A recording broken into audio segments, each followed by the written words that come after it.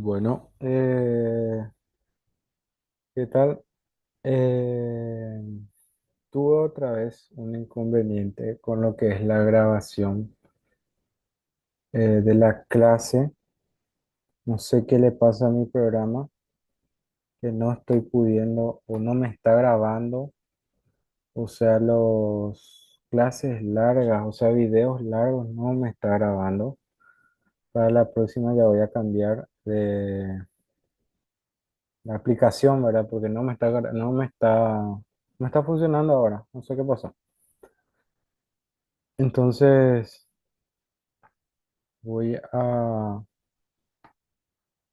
voy a volver a grabar la clase, ¿verdad? O sea, voy a volver a explicar un poco lo que fue la clase de hoy, en donde hablamos un poco de los protozoos y los hemoparásitos, ¿verdad? Eh,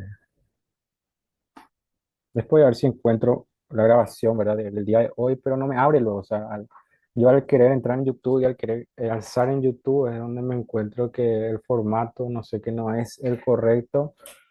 Eh, pero es el formato que siempre uso, o sea, no sé qué pasó, no sé qué pasó en este tiempo, no sé qué se habrá desconfigurado, entonces por eso ahora, bueno, estoy un poco más liberado, entonces vuelvo a grabar la clase, ¿verdad? Entonces para no dejar sin subir nada. Entonces, hoy hablamos un poco de lo que son los protozoos, los protozoarios. Hablamos un poco lo que es los protozoos que afectan la mucosa, o sea, la mucosa intestinal o el tracto gastrointestinal. Y en la siguiente diapositiva también hablamos un poco de lo que son los hemoparásitos, los parásitos que afectan ya las células sanguíneas, ¿verdad? Entonces hablamos primeramente que son los protozoos, que son organismos unicelulares de tipo eucariota que tienen núcleo y citoplasma, también pueden estar compuestos, o sea, pueden ser organismos que se encuentren solos, también pueden ser organismos que se encuentren agrupados, ¿verdad? Todos ellos se encuentran en entornos húmedos, tanto en aguas saladas como dulces, o bien siendo parásitos, ¿verdad? En otros seres vivos, ¿verdad? Algunas características principales es que algunos miden aproximadamente 1 milímetro, o sea, son bastante grandes y se puede observar eso a simple vista, y otros apenas llegan a medir 10 micrómetros o mucho menos inclusive. Son muy comunes como parásitos en animales y en plantas. Respiran mediante lo que es la pared celular y se pueden reproducir mediante lo que es la esporulación, la gemación y la bipartición. Cuando hablamos de esporulación, nosotros hablamos que, o sea, el método de reproducción sería que a partir de una célula madre, ¿qué es lo que pasa con el núcleo de esta célula? Se empieza a dividir y se empiezan a formar muchos núcleos y a partir de estos núcleos se empiezan a formar lo que son los parásitos y llega un punto en que esta célula de tanta división y de tanta formación de parásitos dentro de ella, se rompe lo que es la pared celular y se liberan estos nuevos parásitos que vuelven a infectar otras células y se repite el ciclo. La gemación sería cuando, por ejemplo, un organismo se parte, o sea, se divide, pero no en partes iguales, se divide en partes desiguales y a partir de estas dos partes desiguales se empiezan a regenerar y se generan dos células, ¿verdad? Y la bipartición sería la fisión binaria, que a partir de una célula madre se generan dos células hijas idénticas sí, idénticas a la madre. O sea, es la fisión binaria que es la que generalmente son las bacterias también. Los tipos tradicionales, ¿verdad? De los protozoos serían los rizópodos, que se caracterizan por tener un desplazamiento mediante la deformación de lo que es su pared celular y su citoplasma. O sea, más bien sería como el que está en la esquina superior izquierda, ¿verdad? Está ahí se deforma la pared celular y el citoplasma y se generan tipo dedos, entonces así se empieza a, a desplazar, ¿verdad? Luego están los ciliados, que serían más o menos como está ahí en la figura, en ese dibujo, los cilios, o sea, los protozoos ciliados tienen esas prolongaciones alrededor de todo lo que es su pared celular. Esas prolongaciones tienen casi todo el mismo diámetro, la misma longitud. Luego están los flagelados, que son parásitos que tienen tipo cola. Serían más o menos como esta, que son las colas largas, ¿verdad? Las prolongaciones que son más finitas y que están alrededor de lo que es la pared celular, esos son cilios. Y algunos pueden ser ciliados y flagelados también. Y luego están los esporozoos que no tienen movilidad propia y poseen una fase de división múltiple conocida como esporulación y que son causantes, por ejemplo, como con enfermedades como por ejemplo lo que es la malaria. El hábitat de estos protozoos, ¿verdad? Los protozoos de vida libre son aquellos que habitan en aguas estancadas o residuales, ¿verdad? Aguas de la, pueden ser también aguas de lagos, lagunas, arroyos, ríos que estén contaminados, ¿verdad? Generalmente son inofensivos para el hombre, pero en ciertas condiciones sí pueden causar enfermedades, ¿verdad? Y luego están los protozoos patógenos que aunque, o sea, que son aquellos que pueden infectar y penetrar en los cuerpos de los seres humanos y ahí cumplir su ciclo de vida, ¿verdad? Algunos pueden causar enfermedades, otros no. Vamos a hablar un poco de los que son, de algunos estos protozoos, que son, por ejemplo, los Cryptosporidium una especie, la Cyclospora cayetanensis, la Cytoisospora belli, la Entamoeba histolítica y la Giardia duodenalis, Giardia lambda. Primero que nada, hablamos del Cryptosporidium una especie, que es una infección por el Cryptosporidium. El síntoma principal de lo que es esta infección es la diarrea acuosa, que es el síntoma de casi todos los otros parásitos, o de todos luego creo, si no me equivoco, a menudo con otros signos de malestar gastrointestinales, y la enfermedad suele ser autolimitada en pacientes inmunocompetentes, pero pueden persistir y ser grave en pacientes con SIDA. Esto quiere decir que son patógenos oportunistas, o sea, empiezan a generar la enfermedad o la inflamación cuando hay la inmunidad del paciente, o sea, de esta persona, se encuentra debilitada.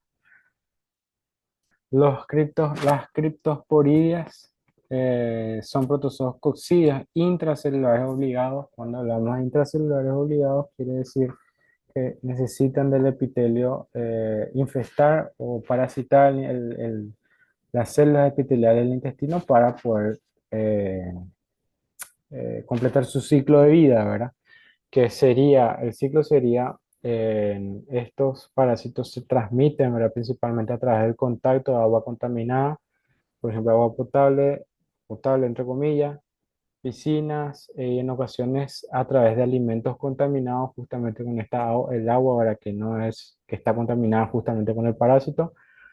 Entonces, ¿qué es lo que pasa? Los ovoquistes, la forma infectante de estos parásitos se llaman ovoquistes esporulados. Cuando nosotros hablamos de quiste, quiere decir que el parásito está en una forma, o sea, adopta una forma en la que se encapsula, es más, se encapsula para poder sobrevivir en condiciones que no son favorables para su supervivencia.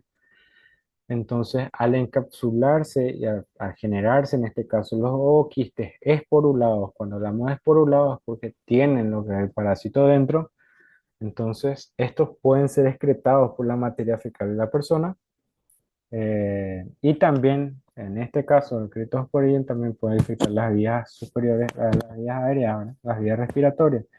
Entonces también podemos excretar por secreciones respiratorias, ¿verdad?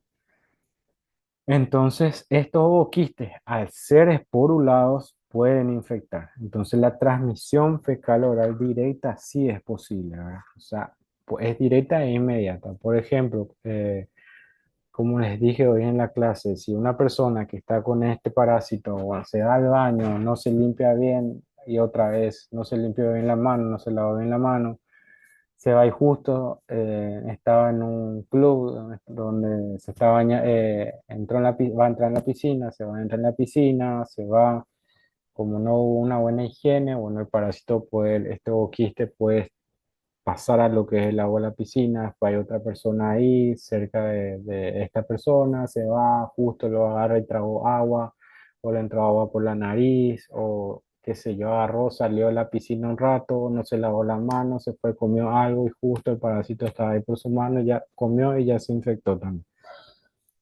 O sea, ese sería el mecanismo, ¿verdad? Bueno, una vez que uno ingiere estos quistes, entran a lo que es entran a lo que es, se van a lo que es el intestino, ¿verdad?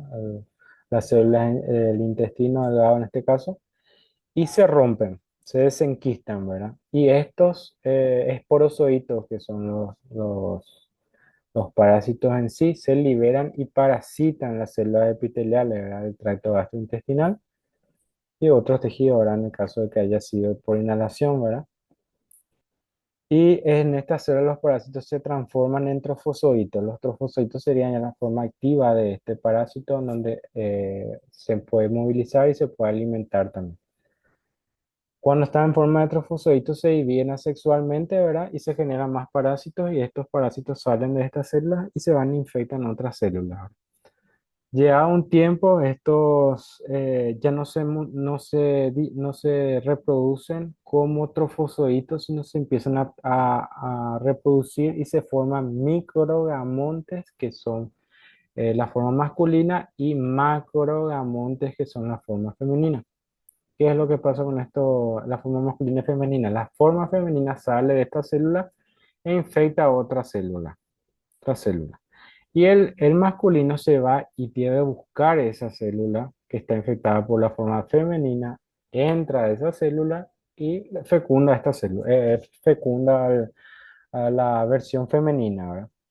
Una vez que se produce la fecundación, ahí se empieza a generar otra vez los ovoquistes. Y se generan dos tipos de ovoquistes, los que son de pared gruesa, que son los más resistentes, que son los que se desechan por lo que o salen de lo que es el organismo por arrastre mediante la materia fecal, y los de pared fina, que son los que son menos resistentes, entonces tipo se rompen con mayor facilidad, entonces esos son los que participan en lo que es la autoinfección. O sea, estos son los que vuelven a infectar más células epiteliales.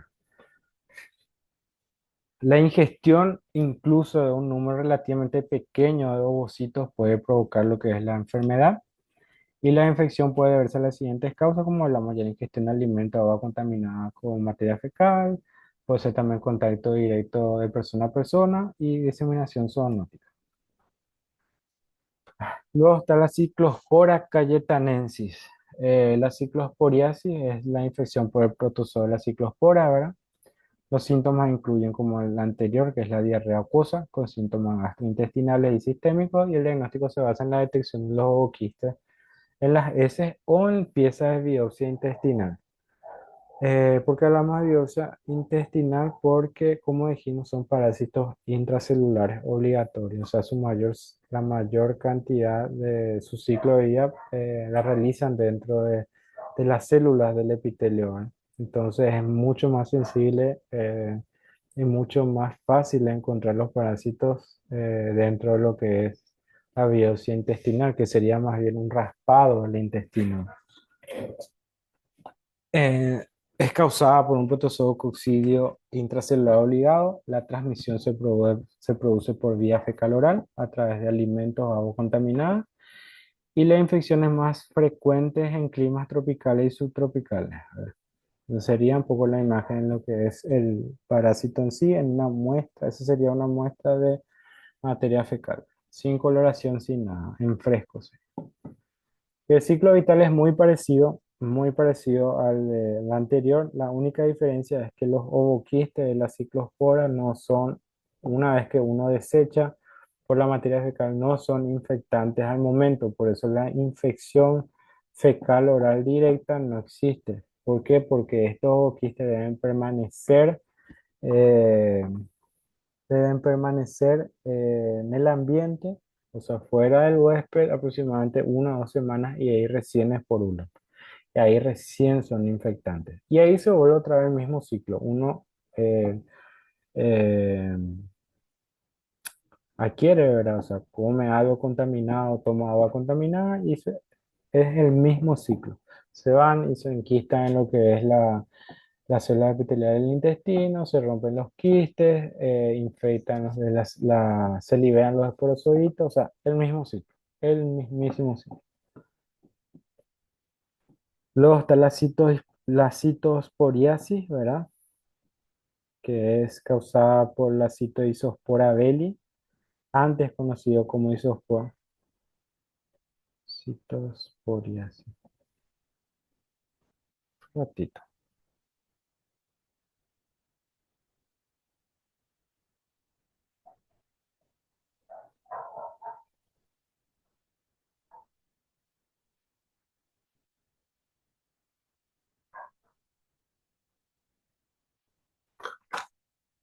La citoesporiasis, ¿verdad? Que es causada por la Citoisospora belli, antes conocido como Isospora belli, incluyen los síntomas de diarrea acuosa con síntomas gastrointestinales y sistémicos, parecido a los anteriores. Y su diagnóstico también se basa en la detección de los quistes característicos en las heces o en las piezas de biopsia intestinal. Esa sería una imagen de una muestra de materia fecal en fresco, ¿verdad? Sin ningún tipo de coloración. La citoisosporiasis es causada por protozoos cocidos intracelulares obligados que infectan las células epiteliales intestinales. La transmisión se produce por vía fecal oral, pero tampoco es directa. Tampoco es directa porque también necesita que esté un tiempo en lo que es el medio ambiente para que puedan esporular. Se pueden producir los esporoblastos en este caso, que siguen eso, lo que figura en la imagen, y estos esporoblastos son los que se dividen luego y se generan los esporozoitos, ¿verdad? El ciclo vital, lo que es la citoisospora belli, los o quistes de ciclo isospora belli no son esporulados, ¿sí? No son infecciosos cuando se excretan por las heces, entonces tienen que también cumplir un ciclo fuera del organismo para que puedan esporular. En cada ovoquiste generalmente contiene un esporoblasto. El esporoblasto se divide en dos y secreta una pared quística convirtiéndose en dos esporoquistes. Y los esporoquistes se dividen y producen los esporozoitos, ¿no? Entonces, ahí ya el ciclo ya va a ser el mismo. Los quistes son ingeridos y salen de sus quistes. Los esporozoitos se liberan e invaden las células epiteliales. Dentro de las células se multiplican asexualmente. Dentro de al menos una semana se desarrollan gametocitos masculinos y femeninos. Y la fertilización produce ovoquistes que se eliminan por las heces. O sea, a partir de ahí ya es el mismo ciclo siempre. Luego está la mediasis, que es una infección por entamoeba histolítica. Esa sería la imagen del parásito con la forma de quiste en una muestra de materia fecal. Se adquiere por transmisión fecal oral. En general, la infección es asintomática, pero sus síntomas pueden ir desde diarrea leve hasta disentería grave.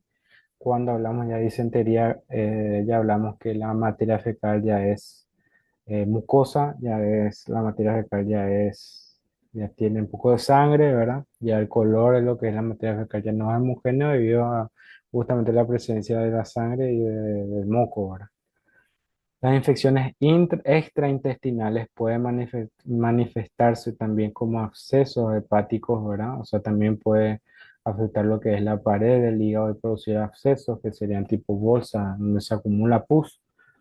Y el diagnóstico consiste en la identificación de la entamoeba histolítica en muestras de heces y confirmado con inmunoensayos que detectan lo que es el antígeno de las heces, ¿verdad? Se presentan dos formas, como les dije hace rato, siempre cuando hablamos de quiste es una forma de supervivencia que tiene el microorganismo, ¿verdad? Para poder sobrevivir en un ambiente en donde no es favorecido, ¿verdad? No le favorece para cumplir lo que es su ciclo de vida. Y trofosoditos sí sería llamada la forma activa, la forma móvil en la que el parásito se desplaza y se alimenta, ¿verdad? Infecta los tejidos, ¿verdad? Se reproducen también. Los quistes predominan en las heces formadas y resisten la destrucción del ambiente externo. Pueden diseminarse directamente de una persona a otra. Eh, Indirectamente también a partir de los alimentos o el agua contaminada. Y también se puede transmitir por vía sexual a partir del contacto bucoanal. La mayoría de las personas con amebiasis son asintomáticas, pero eliminan quistes en forma crónica a través de la S. O sea, uno no puede estar presentando síntomas, pero igual puede seguir contagiando, ¿no? Los síntomas ocurren con la infección tisular en el colon, suelen desarrollarse entre 1 a 3 semanas después de lo que es la ingestión de los quistes e incluye diarrea, estreñimiento intermitente, ¿verdad? flatulencia, dolores cólicos y también dolor en la palpación del hígado y colon ascendente. Y luego está la yardiasis, que es la que más se conoce, creo yo, que es una infección por el protozoo flagelo Giardia duodenale o Giardia lamblia.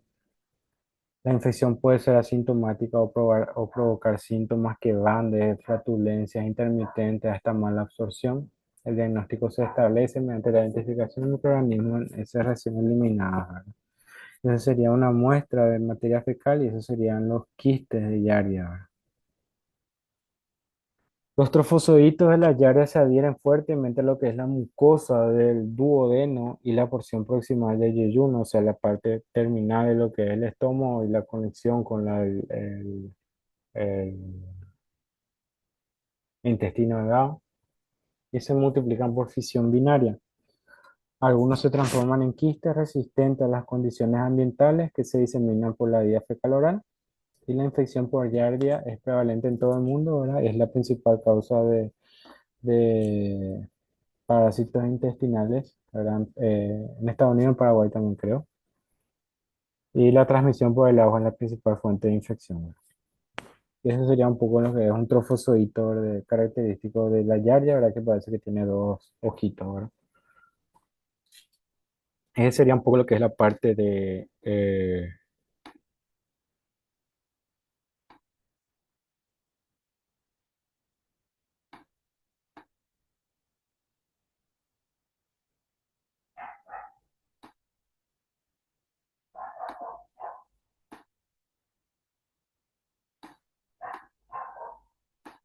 ese sería un poco lo que es...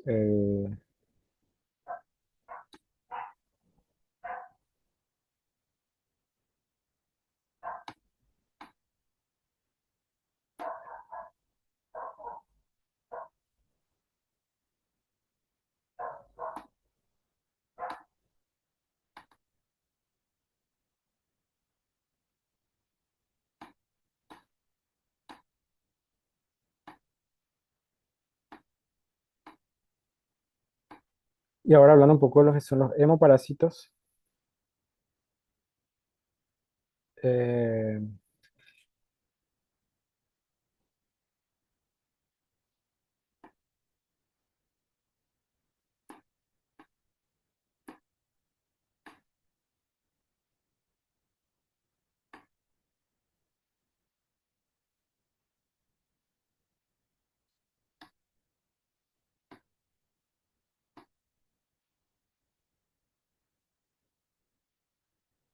sé por qué no sale ahí el título. Bueno, y ahora vamos a hablar un poco de lo que son los hemoparásitos, que son una categoría de organismos parásitos que tienen una característica en común, que dependen obligatoriamente de las células sanguíneas para completar lo que es su ciclo de vida. Ahora, la presencia de hemoparásitos eh, en el organismo puede dar lugar a una variedad de problemas de salud en lo que es el huésped, ¿verdad? Que van desde síntomas leves hasta enfermedades graves, ¿verdad? Dependiendo del tipo de parásito y de la respuesta inmunológica del huésped. La identificación y el tratamiento adecuado son fundamentales para lo que es controlar esta infección, y es importante que los propietarios de animales estén en contacto, al tanto, perdón, de las medidas preventivas como el control de vectores y reducir el riesgo de infección por hemoparásitos. Uno de los principales y más comunes es el Plasmodium, eh,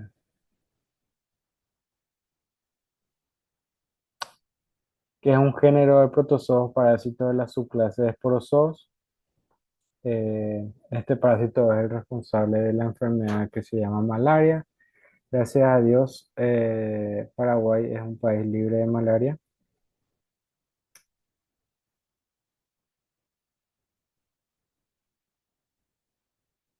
Es un país libre de malaria, o sea, no hay casos de malaria. O sea, siempre hay casos, uno o dos casos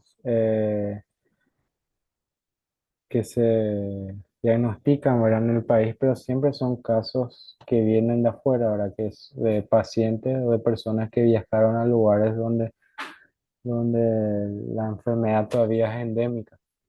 Entonces, no hay, Por suerte siempre se pudo controlar todas esas infecciones, entonces hasta ahora no puedo ingresar otra vez, no hay contagios propios, ¿verdad? Del país, ¿verdad? Siempre son pacientes de afuera, ¿verdad? El organismo que transmite, ¿verdad? Eh, la malaria, o sea, este parásito es el mosquito hembra del Anopheles. Está un poco la diferencia entre la Aedes y la Anopheles. Cinco especies causan la malaria humana, que es el Plasmodium vivax, que es el que hay la forma más común, el ovale, el Plasmodium falciparum, que produce los síntomas más graves, y el Plasmodium malaria y el Knowlesi. Ese sería un poco el Plasmodium vivax, ya dentro de lo que es un glóbulo rojo. Este sería el Plasmodium falciparum, ¿verdad? Ya dentro de los glóbulos rojos, también fuera, el Plasmodium ovale, el malaria y el Knowlesi. Las especies de Plasmodium presentan tres etapas en lo que es el ciclo de vida, ya sea gametocitos, esporocitos y merozocitos. ¿Qué pasa? Un mosquito se va y le pica a una persona que está con esta enfermedad. Le voy a explicar más o menos lo que es el ciclo de contagio. Una persona con la enfermedad, el mosquito se va y pica, absorbe lo que es la sangre, y en esta sangre de este paciente con malaria eh, absorbe lo que son los gametocitos, que son las formas sexuales del, del parásito, ¿verdad? Una vez dentro del mosquito, estos gametocitos se diferencian en esporozoitos y se alojan en lo que es la saliva del mosquito. Este mosquito se va y le pica a otra persona, y de la saliva de los mosquitos ingresan, ¿verdad?, los esporozoitos, lo que es el torrente sanguíneo. Estos esporozoitos se van y ingresan en lo que es la célula del parénquima hepático, o sea, la célula el hígado, ¿verdad? Y se empiezan a formar los merozoitos. Estos merozoitos salen de estas células hepáticas y se van y entran en lo que es el torrente sanguíneo e infectan las células sanguíneas, los glóbulos rojos en este caso. Y empieza a rodar el ciclo, ¿verdad? O sea, ahí se empiezan otra vez a producir más merozoitos, se empiezan a dividir, empiezan a romper las células, se liberan al torrente sanguíneo y así van infectando más y más células sanguíneas. Ya un tiempo, ese sería el ciclo asexual. Ya un tiempo, en vez de volver a dividirse y formar más merozoitos, forman los gametocitos, que es justamente el que necesita el mosquito, que necesita absorber el mosquito para poder volver a infectar. Algunos merozoitos pueden convertirse en gametocitos. Bueno, esta parte ya les expliqué recién. Eso sería un poco lo que es el plasmodium. Ahora está la parte de leishmaniasis, que es uno de los más conocidos, creo yo, que es causado por un parásito protozoario de más de 20 especies de Leishmania. Se sabe que más de 90 especies de fleótomos transmiten el parásito de Leishmania. Existen tres formas principales, ¿verdad?, de la enfermedad: la Leishmania visceral, que es la más grave; la cutánea, que es la más común; y la leishmaniasis mucocutánea, que es cuando afecta la mucosa, ya sea de la boca o de la nariz, ¿verdad? La leishmaniasis visceral se caracteriza por episodios irregulares de fiebre, pérdida de peso, hepatoesplenomegalia. Cuando hablamos de hepatoesplenomegalia, hablamos que hepato sería el hígado, espleno sería el vaso y megalia sería aumento de tamaño.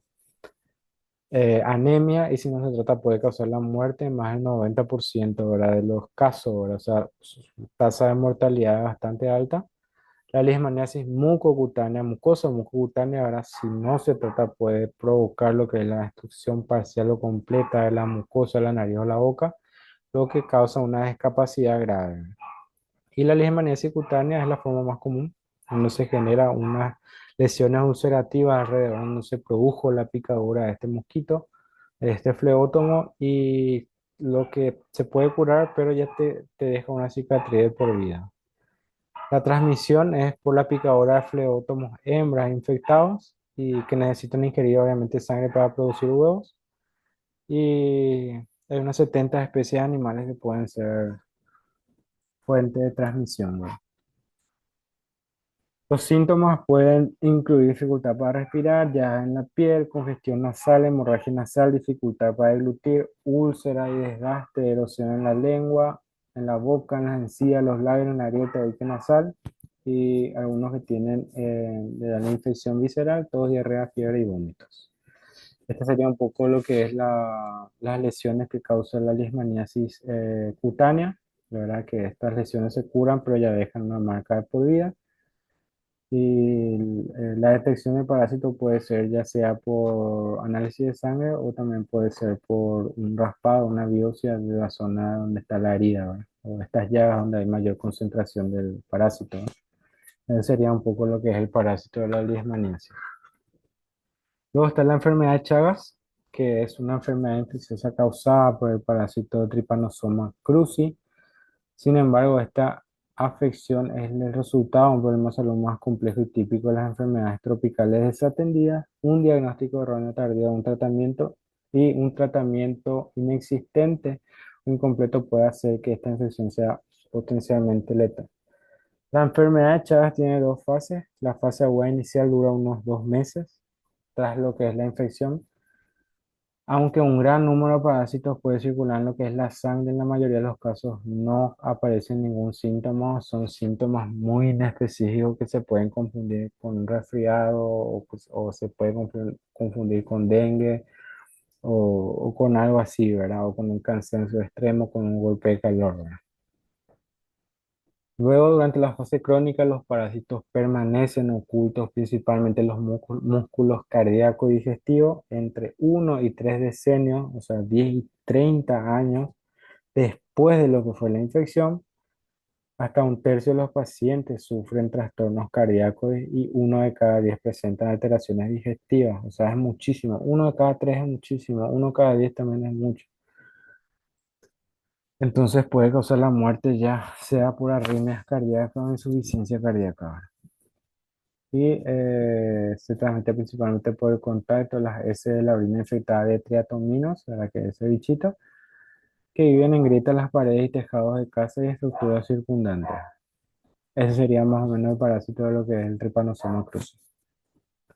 Y luego está el Toxoplasma gondii, que es una infección causada por el parásito Toxoplasma gondii. Las mujeres embarazadas pueden transmitir esta infección al feto, por eso es muy importante saber, ¿verdad? Si es que una embarazada, una mujer embarazada tuvo o tiene o se contagió recientemente, justamente porque puede transmitir, ¿verdad? Y en la criatura puede generar síntomas más o secuelas más graves, ¿verdad? Porque en sí lo que es la Toxoplasma gondii, los síntomas que te producen son muy parecidos a los de una gripe, pero cuando se transmite de la madre al hijo sí puede generar problemas más graves, ¿verdad? Como por ejemplo ceguera, problemas en la visión, problemas neurológicos, ¿verdad? Y se contrae durante, como le dije, durante el embarazo o poco antes de quedar embarazada, puede transmitir el parásito al feto o a través de la placenta. Esto aumenta el riesgo de aborto espontáneo, muerte fetal o problemas de salud graves para su hijo, ¿verdad? Las principales complicaciones son problemas en la visión, ceguera, retraso en el desarrollo y diferencia de aprendizaje. ¿Qué causa la toxoplasmosis? Cuando el parásito ingresa inicialmente en el cuerpo, algunas personas presentan síntomas similares a lo que es una gripe, pero en la mayoría de los casos el sistema, perdón, inmunitario puede eliminar la infección sin causar ningún síntoma. Mientras las células inmunitarias luchan contra la infección del Toxoplasma gondii, este parásito puede formar pequeños sacos que son los quistes que es para resistir, ¿verdad? Dentro del organismo y cada tanto estos quistes se rompen y vuelven a generar lo que es la infección, ¿verdad? Y generalmente la toxoplasmosis se contrae al ingerir algo, ¿verdad? Que esté contaminado con el parásito del Toxoplasma gondii, ¿verdad? Que se reproduce en el intestino de los gatos y terminan en sus heces. Y eso sería más o menos lo que es el parásito. Y hasta ahí la clase de hoy.